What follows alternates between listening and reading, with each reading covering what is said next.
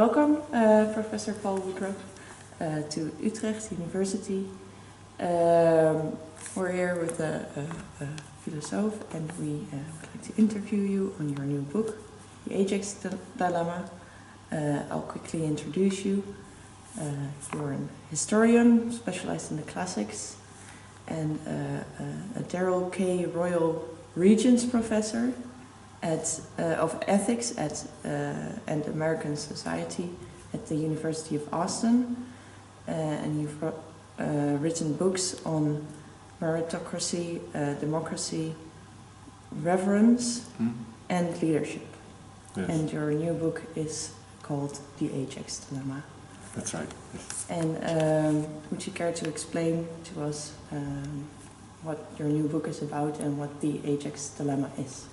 It builds on a famous ancient Greek story about a contest between Ajax and Odysseus. Odysseus, otherwise known as Ulysses. It occurred towards the end of the Trojan War, when Achilles had died, and his armor, which had been made by a god and was very precious, was to be left to the best of the Greeks, the best man in the army. And there were two contestants. One was Ajax, who was the biggest and the bravest and the most loyal and the hardest working soldier on the battlefield. And the other contestant was Odysseus, who was known as a trickster and as a man of words and a man of stratagems and ideas.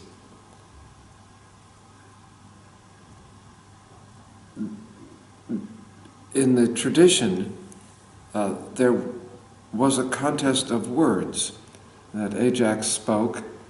I can't imagine he said very much. He probably said, well, you all know I've saved your life on the battlefield. Who's better than I am? And Odysseus, again, according to the tradition, gave a very clever talk and won the contest. Of course, if it's a contest of words, the man of words will win. Had it been a physical tug of war, the Ajax would have won. Was there any particular Ajax or Odysseus that inspired you to write this book, or a particular leader, perhaps?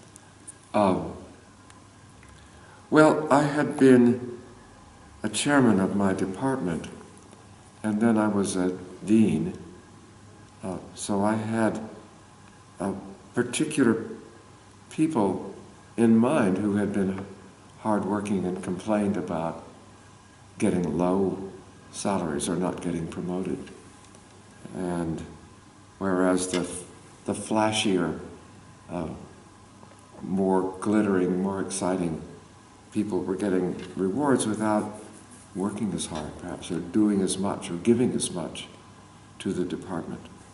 Insofar as salaries are understood as honors, there's a problem there. In the typical workplace, there is a ladder of salaries. People make different amounts of money, depending on a number of factors. And the question is, what makes those differences just? Yeah. So the professor in the university, the professor makes more money than the department secretary. Right? Is that just? Well, the professor worked hard to have a greater education, so perhaps she ought to be paid more than the secretary. I don't know how it is here, but in American universities, we have research faculty who are professors, who are more highly paid, and then we have people who are hired to teach who are not expected to do research and are paid much, much, much less and are required to do more work. They have to teach more students. And they naturally resent this. So they're in the academic world, they're the loyal hard workers who are underpaid, and then there are the star professors who write famous books and get big salaries so that they won't be lured away by other universities. The book and the story about the Ajax Dilemma reminded me a lot about a discussion about our generation, the millennials. Yes. And who are often said to be lazy and unwilling to put time and effort in creating making a career or... Yeah, I hear this. I think it's nonsense. Okay. About millennials. You know, well, I find many hardworking millennials, but anyway, go on. Yeah, well, the question was, I saw the millennials as a group of people who are afraid to be Ajaxes and really want to be Odysseuses. Yes, and maybe, I think that's right. Yeah, and I was wondering if you thought maybe is it better to be an Odysseus or an Ajax? And another follow-up question on that: would you think a person would be happier as an Odysseus or as an Ajax? Those are wonderful questions. Odysseus makes more money, probably, which is why so many people want to be, and I don't think it's just millennials, I think many people would rather be in that position if they could. But the world's work is done by Ajax. And is it that which one lives the better life? I think on the whole, the children of Ajax are living better lives. They probably have more time with their families. They probably are living more complete human lives than the very ambitious, roving Odysseus. Yeah. So to go back to the problem that I sketched in the beginning, one of the difficulties is that with Odysseus we're thinking about retention and promise in the future, and with Ajax we're thinking about what he's done so far. And how do you evaluate fairly the difference between promise and achievement? But in fact, certainly even more in the 21st century, businesses have to seek out the most promising and most inventive people, and they compete for them and pay them higher salaries than they're going to pay the hardworking Ajax. I don't know how it is here, but in American universities, if you teach economics, you make twice as much in salary as you make if you teach classics. So, is that, well, we accept it, right, because there's a market. But do we think it's fair? No, we don't think it's fair. Now, the Ajax dilemma is a dilemma because I don't know any solution to it. You know, that is, I think, I look at, in the book, I look at the way John Rawls explains justice and allows for differences, and that way of allowing for differences does not work in these cases. You know, yes, we could, what the typical simplified Rawlsian difference principle is that Ajax ought to accept a lower salary than Odysseus if Odysseus' retention and success will make things better for him in the long run. You know, but that works only if what Ajax is interested in is money. But what Ajax is interested in the story, and I think very often in real life, is not so much money as the honor and recognition that the money represents. So I could say to him, look, Ajax, you really are better off if we give the armor to Odysseus, because then we'll wipe out Troy and you'll get a large share of the booty of Troy. But if we lose Odysseus, because we don't give him a big reward, he goes over and joins the Bank of Troy and develops a Trojan horse investment project for them, then we will never win the war and there won't be any booty at all. So you're much better off if we give the reward to Odysseus. That would mean nothing to him, because that's not why he's here, or not why he's complaining. He's complaining because he's done all this hard work for many years and no one's noticed, or he feels he's not been noticed and not been recognized. So I think it's a dilemma because there's no solution that can be put in a formula. But I talk about what is required to handle this problem. And I say that it's leadership. So much of what I've been talking about in the book is leadership. The wise commander is able to persuade Odysseus and Ajax to appreciate each other's merits, which is not the case now. Now they think, oh, if Ajax wins the prize, then they think I'm worthless. Or if Odysseus wins the prize, then they must think Ajax is worthless. Part of the job of the effective leader is to make all of the important members of the team, whether their work is high or low, make them all realize that they're important and recognized. Does the responsibility of justice lie solely on the leaders? I think the primary responsibility lies on the leader, but the leader cannot do it alone.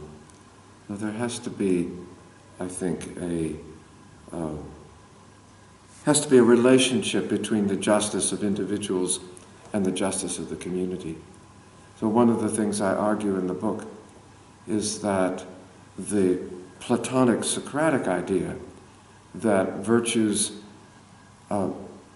exist necessarily in both communities and individuals, that idea is right, that an individual can't move very far in the direction of virtue in a vicious community.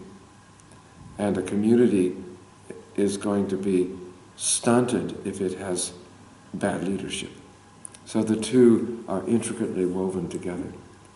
And not just for justice, but for other virtues like courage and reverence that I write about. And today we'll be talking about courage in the workshop. What would you say makes a good leader? And another question is, would an Ajax or an Odysseus make a better leader? What a wonderful question.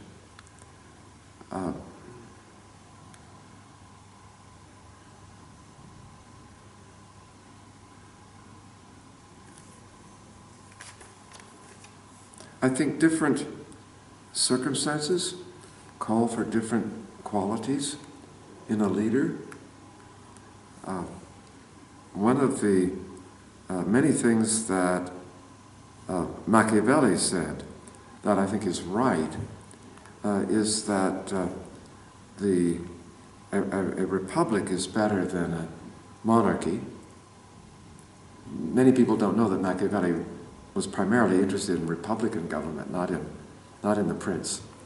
But a republic is better for a monarchy because it can change leaders when new kinds of leaders are needed. Whereas in a monarchy, you're stuck with the one guy. And he may be very good in this context and very bad in another. I think that probably the best leaders have some qualities of both. But it, as I say, it depends on the circumstance. Yeah. You know, it's fun to go through the list of military commanders in history and say this is an Ajax and that's an Odysseus. Yeah. And in American history, I'm pretty sure most of the army leaders are Ajaxes and most of the navy leaders have been Odysseus. Yeah. Because naval battles require a lot more stratagem, a lot more strategy, a lot more intelligence. And land battles very often depend simply on getting a whole lot of strength together and slogging it out. But in Iraq, we had Ajax-type people in command in the beginning, and they were disastrous. And we did, finally we got a more Odysseus-like person, named General Petraeus. Then things went better. I don't like him, but he was, but in counterinsurgency warfare you need Odysseus, and Ajax is hopelessly out of his depth. The first idea that most people have about justice in rewards is that the rewards should be equal. The problem with that is that equal rewards don't recognize people's individual merits. So the philosopher Harry Frankfurt has a famous essay entitled Against Equality. And he's against equality for just this reason, that in an equal distribution of honors, no one is honored at all, because no one is recognized for the individual that she is. If equality is not enough for justice, is democracy a just government system? Yes. Well, I think democracy is an ideal that's never been fully achieved. Government by the people, for the people is very difficult to achieve. If justice is not equality, if justice is not fairness, I say in my book, justice and fairness are not the same. Because fairness is basically equality with some extra qualifications. And justice has to go beyond that. So what then is justice, and can democracy be just? Justice obtains when people are receiving what is their due and are aware of it and understand it and accept it. So this again is a Platonic idea, that the most important thing about justice is the subjective condition that people actually recognize it as justice and appreciate it as justice. Because the point of justice is to help a community stay together and not come apart in civil war.